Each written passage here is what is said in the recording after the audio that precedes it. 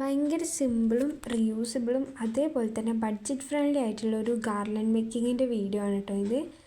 First നമ്മൾ flowers ഇങ്ങനെ ഒരു നൂലും സൂചി എടുത്തിട്ട് കോർത്തെടുക്കുകയാണ്.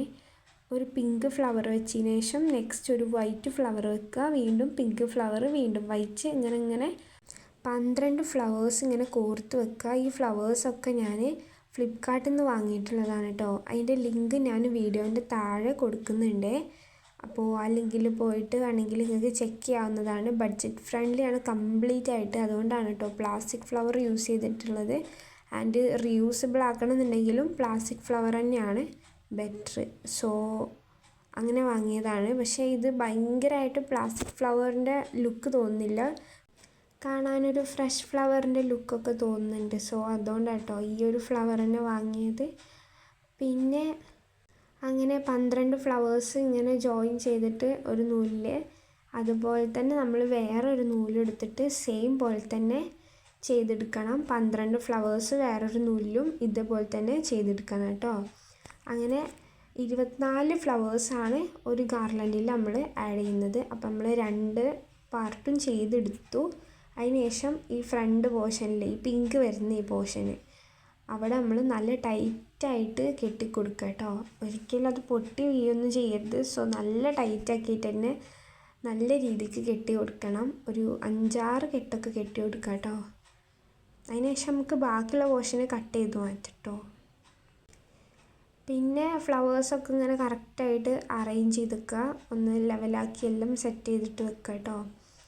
അതിനുശേഷം നമുക്ക് ചെയ്യാനുള്ളത് എന്താ വെച്ചാൽ ഫ്രണ്ടത്തെ പോർഷനിൽ ഇങ്ങനെ ഹാങ്ങിങ് ആയിട്ട് കിടക്കുന്ന ഒരു പോർഷനാണ്.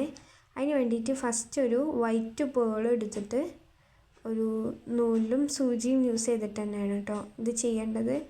ആ ഒരു നൂലിൽ തലക്കിൽ കൊണ്ടായിട്ട് കെട്ടി കൊടുക്കുക, നല്ല ടൈറ്റായിട്ട് തന്നെ കെട്ടി കൊടുക്കുക കേട്ടോ. ഒരു 2-3 പ്രാവശ്യം നോട്ട് ഇട്ട് കൊടുക്കുക. അതിനുശേഷം നമ്മളൊരു ഫ്ലവർ അതിക്ക് അറ്റാച്ച് ചെയ്ത് കൊടുക്കണം. ഒരു ഫ്ലവർ ഇങ്ങനെ കോർത്ത് കൊടുക്കുക.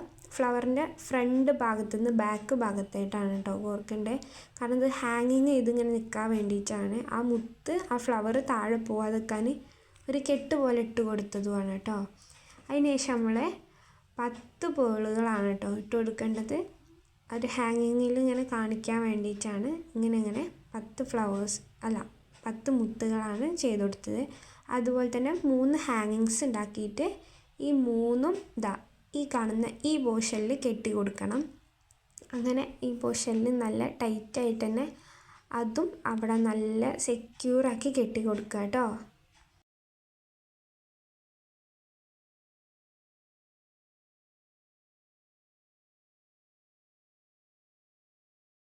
കെട്ടി കൊടുത്തതിന് ശേഷം ബാക്കിയുള്ള പോർഷൻസ് കട്ട് ചെയ്ത് മാറ്റുക. ഇനി ബാക്കത്തെ സൈഡാണ് നമുക്ക് ചെയ്തെടുക്കാനുള്ളത്. അതിലേതെങ്കിലും ഒരു ഭാഗത്തെ ഒരു ത്രെഡ് എടുത്തിട്ട് അതിന്മേൽ നമ്മൾ സൂചി അറ്റാച്ച് ചെയ്തതിന് ശേഷം നമ്മൾ പേൾസ് പിന്നെയും കോർത്ത് കൊടുക്കുക കേട്ടോ. ഒരു 60 പേൾസോളം അവിടെ കോർത്ത് കൊടുക്കുക. ബാക്കിൽ ഫുള്ള് നമ്മൾക്ക് പേൾസാണ് വരുന്നത്, അതുകൊണ്ടാണ് കേട്ടോ.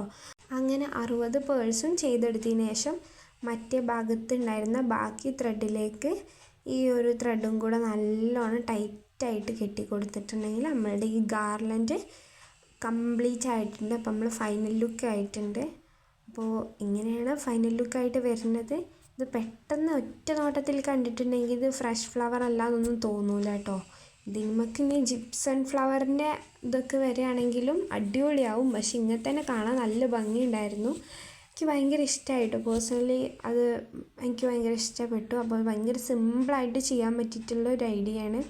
ജസ്റ്റ് ഫോട്ടോഷൂട്ടൊക്കെ നടത്താനൊക്കെ ഇത് മതിയാവും. അല്ലാതെ കൂടുതൽ വെഡ്ഡിങ്ങിനായിട്ട് ഫ്രഷ് ഫ്ലവർ തന്നെ യൂസ് ചെയ്യുകയാണ് കൂടുതലും നല്ല കേട്ടോ. അപ്പോൾ വീഡിയോ ഇഷ്ടപ്പെട്ടാൽ ലൈക്ക് ചെയ്യുക, ഷെയർ ചെയ്യുക, സബ്സ്ക്രൈബ് ചെയ്യുക.